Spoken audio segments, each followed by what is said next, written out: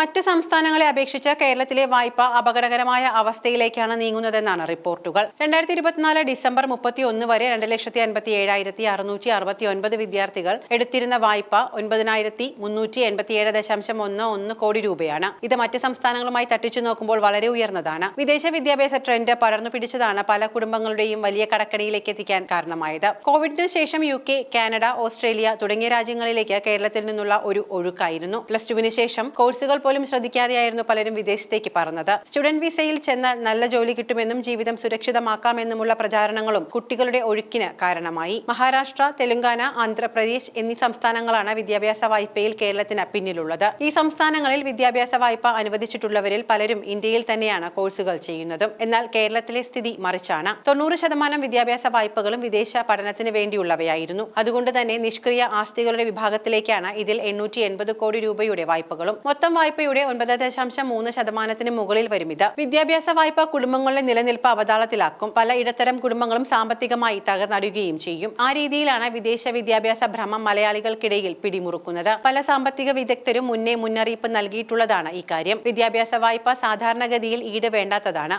എന്നാൽ 7.5 ലക്ഷം രൂപയ്ക്ക് മുകളിലുള്ള വായ്പകൾക്ക് ഈട് നിർബന്ധമാണ്. വിദേശ പഠനത്തിനായി പോകുന്നവരിൽ ഏറെ പേരും 20 മുതൽ 30 ലക്ഷം രൂപയ്ക്ക് ഇടയിലാണ് വായ്പ എടുത്തിരിക്കുന്നത്. തിരിച്ചടവ് മുടങ്ങിയതും കിട്ടാക്കടം വർദ്ധിച്ചതും ബാങ്കുകളെയും സമ്മർദ്ദത്തിലാക്കിയിട്ടുണ്ട്. അടുത്ത കാലത്ത് ഇത്തരം വായ്പകൾ തിരിച്ചുപിടിക്കാനായി ബാങ്കുകൾ സർഫാസി നിയമം കൂടുതൽ കർശനമായി ഉപയോഗപ്പെടുത്തി തുടങ്ങിയിട്ടുമുണ്ട്. കാര്യമായ കടമോ സാമ്പത്തിക പ്രശ്നങ്ങളോ ഇല്ലാത്ത മാതാപിതാക്കൾ, ബന്ധുക്കളുടെ മക്കൾ പലരും വിദേശ പഠനത്തിനായി പോയതിനാൽ സ്റ്റാറ്റസ് ഉയർത്തി കാണിക്കുകയെന്ന ഉദ്ദേശത്തോടു കൂടിയും മക്കളെ വിദേശത്തേക്ക് അയക്കാൻ നിർബന്ധിതമാകാറുണ്ട്. ബാങ്കിൽ വീടും പുരയിടവും ഈടുവെച്ചാണ് വിദേശ സ്വപ്നത്തിനായുള്ള തുക കണ്ടെത്തുന്നത്. എന്നാൽ പലരുടെയും യാത്ര വലിയ പരാജയമാവുകയാണ് ചെയ്യാറുള്ളത്. പഠിക്കാൻ തിരഞ്ഞെടുത്ത കോഴ്സ് മുതൽ എല്ലാം പിഴച്ചു പോകുന്നവരുമുണ്ട്. ഒടുവിൽ മക്കളെ തിരിച്ചു വിളിക്കാൻ മാതാപിതാക്കൾ നിർബന്ധിതരാകുന്നു. തിരിച്ചെത്തിയ കുട്ടി കുറച്ചധികം കാലം വീടിനുള്ളിൽ പുറത്തേക്ക് പോലും ഇറങ്ങാനാവാതെ ഡിപ്രഷനിലേക്ക് പോകുന്ന സ്ഥിതിയും കുറവല്ല.